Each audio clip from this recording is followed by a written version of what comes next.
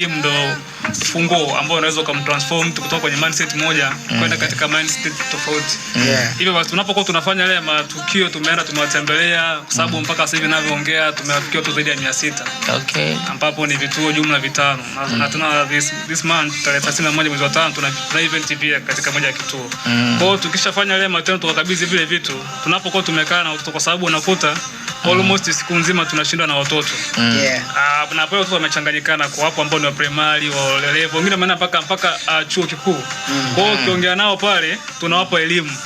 As long, kwa sababu kwenye taasisi asilimia kubwa ya vijana ambao tupo nao ni wanavyuo na wanasoma kozi tofauti tofauti. Kwa hiyo kila mtu pale wapo ambao wanatoa elimu kuhusu masuala ya technology, kwa mfano wanasoma masuala ya IT, jinsi ya kujenga masuala ya mitandao, lakini wapo wengine ambao wanasoma kozi tofauti tofauti. Kwa hiyo tukimfanyia ile tunafanya kama mentoring ya kumweka sawa na kumwaminisha kwamba kumbe hata sisi watoto tunaweza kufanya kitu kupitia kaka zetu ambao tayari na zetu ambao wamefanikiwa tayari.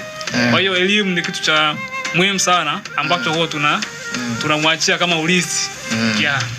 Jamii imekuwa ngumu sana kubadilika licha ya kuwa inapokea misaada mingi, elimu kama hivyo kutoka kwenye foundation ama organization ambazo nyinyi mpo nazo. Unafikiri ni kwa nini elimu haitoshelezi ama ni the way wanapokea tu?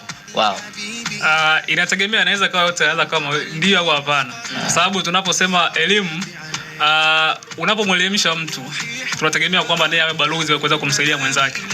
Wapo watakao badilika, wapo ambao inaweza ikawa take time.